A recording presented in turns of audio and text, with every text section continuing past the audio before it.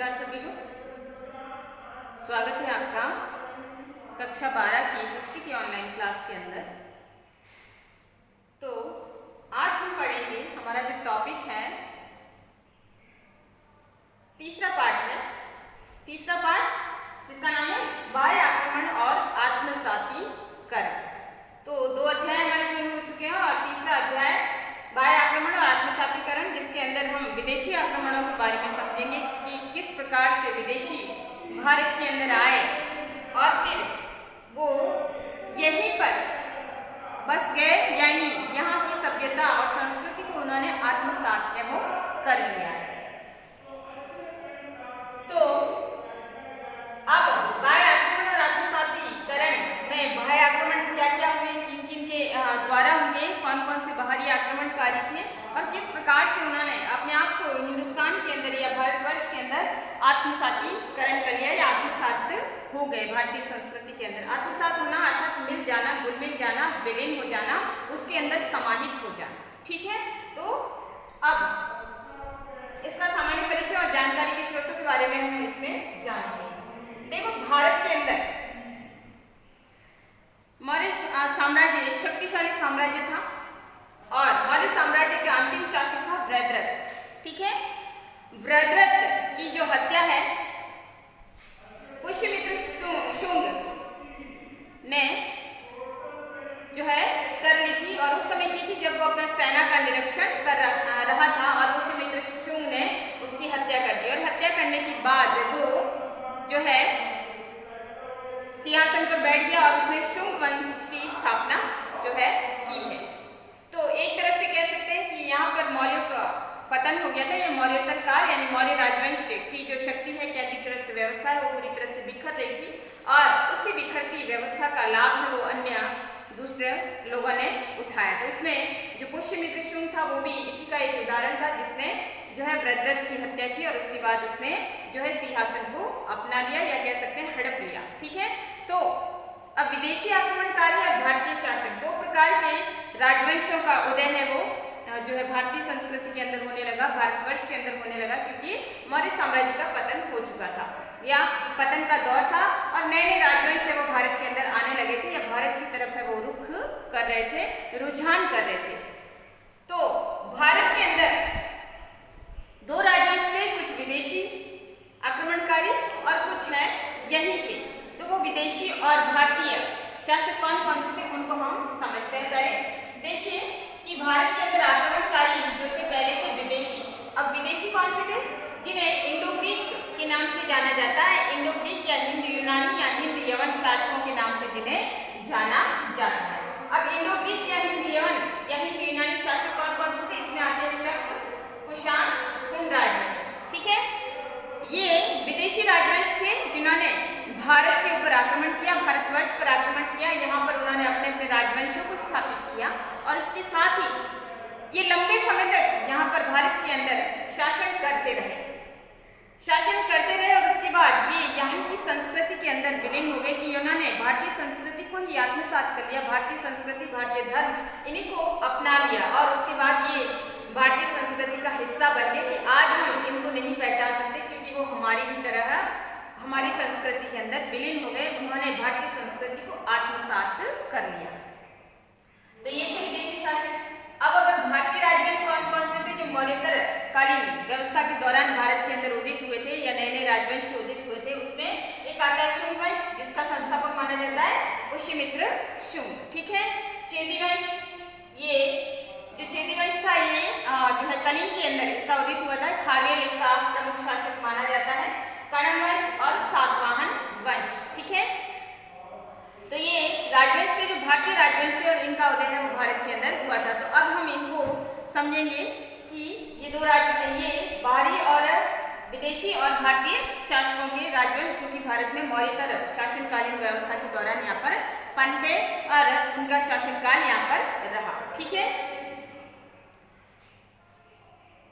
अब इसमें हम समझते हैं कि भारत में विदेशी आक्रमणकारी आए या बाहरी आक्रमण हुए, बाहरी लोग यहाँ पर आए, तो उसकी जानकारी हमें कौन कौन से स्रोत है वो देते हैं। तो विभिन्न स्रोतों के माध्यम से हमें जानकारी मिलती है कि भारत में मौर्य वंश की पतन की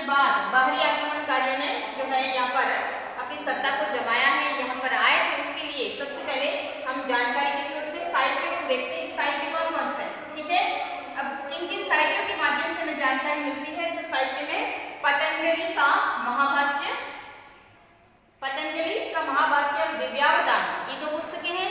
उनके माध्यम से पता चलता है कि विदेशी आक्रमणकारी भारत में आए और उन्होंने किस प्रकार यहाँ पे अपनी सत्ता को स्थापित किया। तो पतंजलि का महाभाष्य और दिव्यावतान पुस्तक भी इसके लिए महत्वपूर्ण है। दूसरा, हमारे प्रमुख विद्वान कालिदास ने अपनी पुस्तक लिखी है मालविका अग्निमित्र, ठीक है। और भी अन्य पुस्तकें हैं कालिदास की मेघदूत है और रघुवंशम है।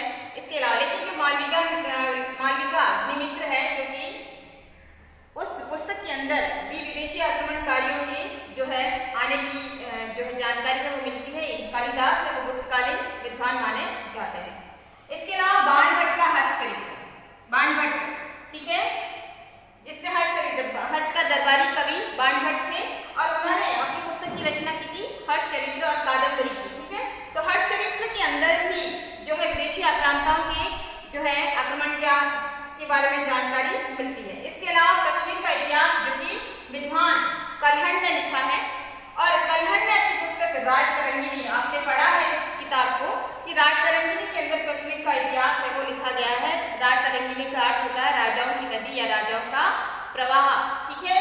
तो इस कलहंड की राजतरंगिणी के अंदर भी विदेशी आक्रमणकारियों की जानकारी मिलती है, जो कि विदेशी विभिन्न राजवंश हैं वो भारत के अंदर आए और यहाँ पर उन्होंने अपने शासन या राजवंशों को स्थापित करके लंबे समय तक शासन किया। तो ये भी पुस्तक है वो महत्वपूर्ण है जानकारी के स्रोत के रूप में।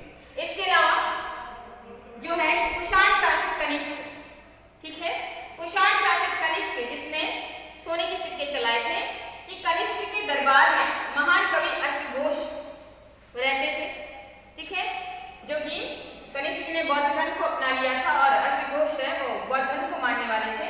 कि महान कवि अश्वघोष रहते थे और बौद्ध धर्म के कारण इन्होंने बुद्ध चरित्र की रचना की संस्कृत के अंदर और सौंदर्यानंद महाकाव्य की रचना की। इसके अलावा उन्होंने सूर्यालंकार और सारीपुत्र प्रकरण नामक अन्य ग्रंथों की रचना है वो की है अश्वघोष ने। और अश्वघोष भी अपनी पुस्तकों के अंदर लिखते हैं कि विदेशी आक्रमणकारी यहाँ पर आए हैं और उन्होंने कुषाण शासक कनिष्क के बारे में भी इसमें बखूबी लिखा है। तो ऐसी स्थिति में इनकी पुस्तकों के माध्यम से भी हमें पता चलता है कि विदेशी आक्रमणकारी भारत में आए हैं और उन्होंने यहाँ पर सत्ता स्थापित की है और उन्होंने उनकी उपलब्धियों का वर्णन है उसके अंदर किया है। इसके अलावा गुप्तकालीन जो है रसायन वैज्ञानिक कह सकते हैं नागार्जुन ने सापेक्षवाद का सिद्धांत दिया, शून्यवाद का सिद्धांत दिया और अपनी पुस्तक है माध्यमिक सूत्र, उसके अंदर भी नागार्जुन ने भी विदेशी आक्रमण के बारे में जानकारी दी है। विदेशी आक्रमणकारियों के बारे में उन्होंने भी अपनी पुस्तक के अंदर लिखी है और ये एक प्रसिद्ध महान दार्शनिक भी थे, ठीक है। तो ये भी हमें जानकारी है वो प्रदान करते हैं जो भारी आक्रमणकारियों के बारे में बताते हैं। फिर विदेशी विवरण, विदेशी जिसमें वेनसांग है कि ये विदेशी वो भारत की तरफ आए, उन्होंने भारत भ्रमण किया है और भारत भ्रमण के साथ ही जो वेनसांग का जो यात्रा विवरण है, वेनसांग जो चीनी आती है, वेनसांग ने अपनी यात्रा विवरण के अंदर भी विदेशी आक्रांताओं के बारे में लिखा है कि कुषाण और हूण जो भी तो किस प्रकार से ये भारत में आए थे, किस प्रकार से उन्होंने अपनी शक्ति संगठित की और यहाँ पे विशाल साम्राज्य स्थापित किया। तो वेनसांग भी अपनी जो है विदेशी विवरण के अंदर अपना जो है अपनी जानकारी के स्रोत के रूप में इसके बारे में जानकारी देते हैं। तो वेनसांग के विवरण से भी पता चलता है। इसके बाद तिब्बती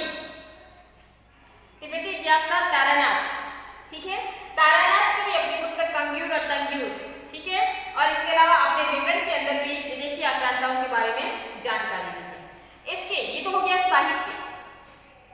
साहित्य में इतना सारा कुछ हमारे पास कह सकते हैं कोश है जो हमें कहीं न कहीं विदेशी आक्रमणकारियों के बारे में जानकारी प्रदान करता है। इसके अलावा मुद्रा, सिक्के, ये भी महत्वपूर्ण जो स्रोत है जो हमें विदेशी आक्रमणकारियों के बारे में जानकारी देते हैं, क्योंकि मुद्रा या सिक्के जो होते हैं वो हमेशा संकेत देती है शासकों की उपलब्धियों के बारे में, शासकों के बारे में। सोने, चांदी या विभिन्न धातुओं के सिक्के हैं वो शासकों ने चलाए हैं, तो ऐसे में शासकों की जो उपलब्धियां हैं वो सिक्के के ऊपर का चित्र होता है या शासक का समय काल है उसके अंदर सिक्कों के ऊपर लिखित होता है और किसी न किसी राजवंश का चिन्ह भी होता है। तो ऐसी स्थिति में सिक्के भी महत्वपूर्ण स्रोत है जो हमें विदेशी आक्रमण के बारे में जानकारी देते हैं और खास तौर से कुषाणकालीन मुद्राएं हैं वो हमें बताती है जो कि मथुरा से मिली है। ठीक है, सारनाथ, कौशाम्बी और मथुरा से प्राप्त हुए जो कुषाणकालीन सिक्के या मुद्राएं जो हमें उस समय की जानकारी देते हैं विदेशी आक्रमणकारियों की आने की या इन राजवंशों के भारत के अंदर स्थापित होने की जानकारी मुद्राएं भी देती है। इसके अलावा यूनानी लेखक भी भारत की तरफ आए हैं और यूनानी लेखक जो है वो सिकंदर के साथ आए थे। सिकंदर, जिसे अलेक्जेंडर के नाम से जाना जाता है, यूनानी शासक था जिसने विश्व विजेता बनने का सपना देखा था। ठीक है, और विश्व विजेता की ही इस अपनी सपने को पूर्ण करने के लिए उसने वो भारत की तरफ जब बढ़ा था तो वो भारत के अंदर तो हालांकि वो पूरी तरह से प्रवेश नहीं कर पाया क्योंकि महान शासक पोरस ने उसे रोक लिया था, लेकिन उसने कई आसपास के इलाके जो उत्तर पश्चिमी सीमा के जो क्षेत्र है उसके ऊपर उसने अपना अधिकार है जमा लिया था। और उसके साथ उसी सिकंदर के साथ उसी अलेक्जेंडर के साथ जो भी अन्य विद्वान आए थे जिसमें आता है निरियाकस, अरिस्टोब्यूलस और एक आता है ऑनेसिक्रिटस। ठीक है, ये तीन विद्वान आए थे।